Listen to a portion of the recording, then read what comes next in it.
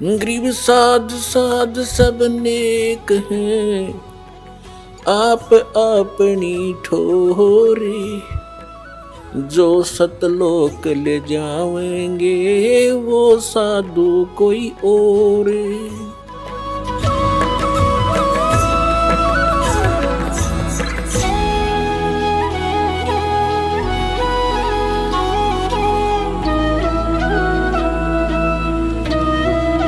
ಮತ್ತು ಯಾವ ಮಹಾಪುರುಷರಿಗೆ ಪರಮಾತ್ಮ ಭೇಟಿಯಾಗಿ ಸತ್ಯ ಲೋಕಕ್ಕೆ ಕರೆದೊಯ್ದರೋ, ಪರಮಾತ್ಮ ಭೇಟಿಯಾದವರಲ್ಲಿ ಯಾರ್ಯಾರಿದ್ದಾರೆ? ಆದರಣೀಯ ಧರ್ಮದಾಸ್ ಸಾಹೇಬರು, ಆದರಣೀಯ ಮಲುಕದಾಸ್ ಸಾಹೇಬರು, ಆದರಣೀಯ ನಾನಕ್ ಸಾಹೇಬರು, ಆದರಣೀಯ ದಾದು ಸಾಹೇಬರು, ಆದರಣೀಯ ಗರೀಬ್ದಾಸ್ ಸಾಹೇಬರು, ಊರು ಚುಡಾಣಿ ಜಿಲ್ಲೆ ಝಜ್ಜರ್ ಹರಿಯಾಣದವರು, ಆದರಣೀಯ ಶ್ರೀ ಗೀಸಾದಾಸ್ ಸಾಹೇಬರು, ಊರು ಖೇಕಡ ಜಿಲ್ಲೆ ಮೇರಠ್ ಉತ್ತರ ಪ್ರದೇಶದವರು, ಮತ್ತು ಆದರಣೀಯ ಸ್ವಾಮಿ ರಾಮಾನಂದರು, ಅವರು ಬ್ರಾಹ್ಮಣರಾಗಿದ್ದರು, 104 ವರ್ಷದವರಾಗಿದ್ದರು.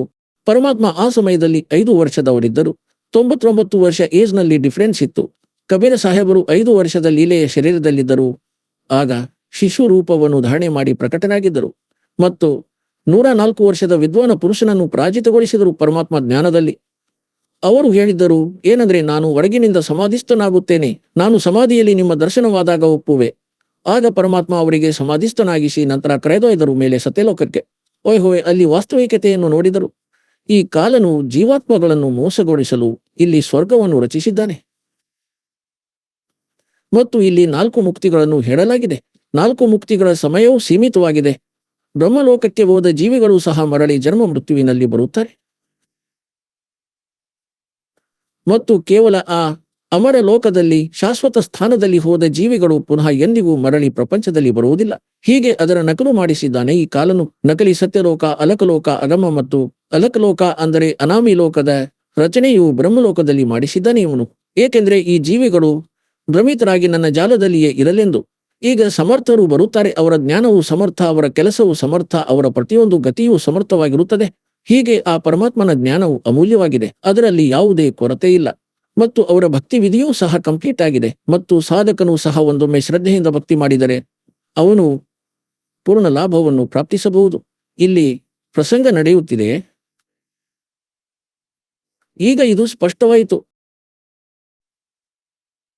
ಯಾವ ಪರಮಾತ್ಮನ ಮಹಿಮೆಯನ್ನು ವೇದಗಳು ಹೇಳುತ್ತವೆ, ಅವನೇ ಪರಮಾತ್ಮ, ಅವನೇ ಕಂಪ್ಲೀಟ್ ಗಾಡ್, ಅವನು ಪೂರ್ಣ ಪರಮಾತ್ಮನು. ಅವನೆಂತಹ ಲೀಲೆ ಮಾಡುತ್ತಾನೆಂದು ವೇದಗಳು ಹೇಳುತ್ತವೆ. ಒಂದು ಲೀಲೆಯಂತೂ ಹೇಳಿದೆ, ಆ ಪರಮಾತ್ಮ ಯಾವಾಗ ಶಿಶುರೂಪವನ್ನು ಧಾರಣೆ ಮಾಡಿ ಬರುತ್ತಾನೋ ಅವನ ಪಾಲನೆ ಲೀಲೆಯು ಕಡಸು ಹಸುಬರಿಂದ ಆಗುತ್ತದೆ. ಈಗ ಎರಡನೆಯದು ಏನಂದ್ರೆ, ಆ ಪರಮಾತ್ಮ ಮೇಲೆ ಇರುತ್ತಾನೆ ಸತ್ಯಲೋಕದಲ್ಲಿ.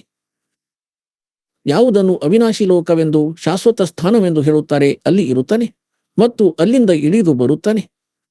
ಮತ್ತು ಇದನ್ನೇ ಪರಮಾತ್ಮ, ಇದನ್ನೇ ಆ ಮಹಾಪುರುಷರು ಹೇಳುತ್ತಾರೆ ಯಾರಿಗೆ ಭಗವಂತನು ಸಿಕ್ಕಿದ್ದರು. ಆದರಣೀಯ ರಾಮಾನಂದರು ಹೇಳಿದ್ದಾರೆ, ದೋಹು ಠೋರಹೆ ಏಕ ತೋ ಭಯ ಏಕ ಸೇ ದೋ ಗರೀಬ ದಾಸ ಹಮ ಕಾರಣೆ ತುಮ್ ಆಯೇ ಹೋ ಮಗಜೋ.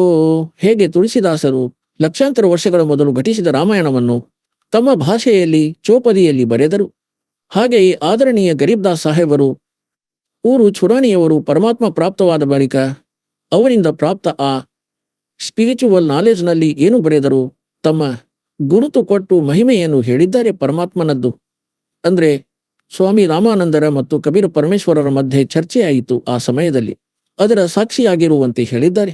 ಗರೀಬ್ ದಾಸ್ ಎಂದು ಇದರಲ್ಲಿ ಇದಕ್ಕಾಗಿ ಹೆಸರು ಬರುತ್ತದೆ, ಏಕೆಂದರೆ ಗರೀಬ್ ದಾಸರು ತುಳಸಿದಾಸರಂತೆ ಪರಮಾತ್ಮನ, ಏಕೆಂದರೆ ತುಳಸಿದಾಸರು ಕೇವಲ 3 ಲೋಕಗಳ ಭಗವಂತನ ಉಪಾಸಕರಾಗಿದ್ದರು. ಅಲ್ಲಿಯ ತನಕವೇ ಹೇಳುವ ಸೀಮೆ ಇತ್ತು. ಮತ್ತು ಈ ಗರೀಬ್ ದಾಸ್ ಸಾಹೇಬರು ಆ ಪರಂ ಅಕ್ಷರ ಬ್ರಹ್ಮನ ಉಪಾಸಕರಾಗಿದ್ದರು. ಅವರು ಕಳುಹಿಸಿದ ಮಹಾಪುರುಷರಾಗಿದ್ದರು, ಅವರಿಂದ ಪರಿಚಿತರಿದ್ದರು. ಅದಕ್ಕೆ ಅವರು ಆ ಮಹಾಪುರುಷನ ಮಹಿಮೆಯನ್ನು ಹೇಳಿದ್ದಾರೆ. ರಾಮಾನಂದರು ಮತ್ತು ಕಬೀರ ಪರಮಾತ್ಮನ ಗೋಷ್ಠಿಯಾದಾಗ ರಾಮಾನಂದರನ್ನು ಪರಮಾತ್ಮನು ಸತ್ಯಖಂಡಕ್ಕೆ ಕರೆದೊಯ್ದರು, ಸತ್ಯಲೋಕಕ್ಕೆ ಕರೆದೊಯ್ದರು, ಶಾಶ್ವತ ಸ್ಥಾನವನ್ನು ತೋರಿಸಿ ಹೇಳಿದರು. ನಿಮ್ಮ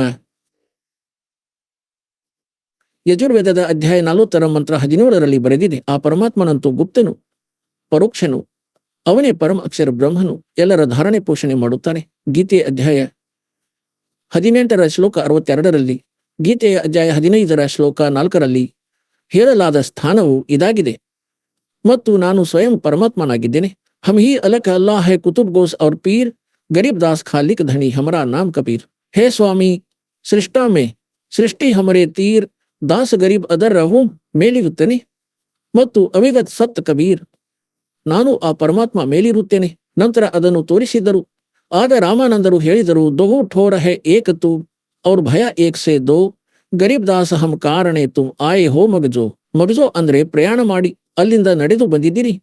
ಗರೀಬ್ ದಾಸರು ಹೇಳಿದ್ದಾರೆ, ಅಜಬನಗರ್ ಮೇ ಲೇ ಗಯೆ ಹಮ್ಕೋ ಸದ್ಗುರು ಆನ್ ಅವ್ರ ಝಲ್ಕೆ ಬಿಂಬ ಅಗಾಧ ಗತಿ ವಹ ಸೂತೆ ಚಾದರ್ ತಾನ್.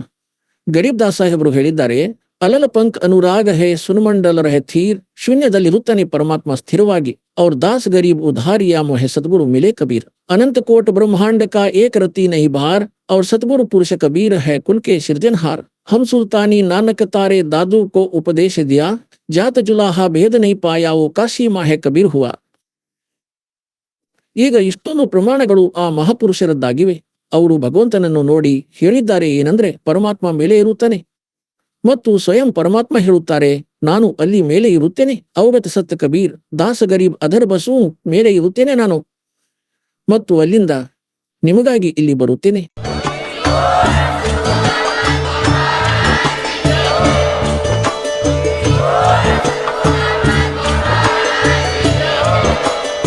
ನೀವು ಕೇಳಿದ್ದೀರಿ ಜಗದ್ಗುರು ತತ್ವದರ್ಶಿ ಸಂತ ರಾಮ್ಪಾಲ್ ಮಹಾರಾಜರ ಮಂಗಳ ಪ್ರವಚನ. ಹೆಚ್ಚಿನ ಮಾಹಿತಿಗಾಗಿ ವಿಸಿಟ್ ಮಾಡಿ ನಮ್ಮ ವೆಬ್ಸೈಟ್ www.jagadguru-rampalji.org. ಸಂತ ರಾಮ್ಪಾಲ್ ಮಹಾರಾಜರ ಶುಭ ಆಶೀರ್ವಾದದಿಂದ ಇಡೀ ವಿಶ್ವದಲ್ಲಿ 500ಕ್ಕೂ ಹೆಚ್ಚು ನಾಮದೀಕ್ಷಾ ಕೇಂದ್ರಗಳಿವೆ. ಇದರಲ್ಲಿ ಸಂತ ರಾಮ್ಪಾಲ್ ಮಹಾರಾಜರಿಂದ ನಿಶುಲ್ಕವಾಗಿ ಆನ್ಲೈನ್ ನಾಮದೀಕ್ಷೆ ಕೊಡಲಾಗುತ್ತಿದೆ.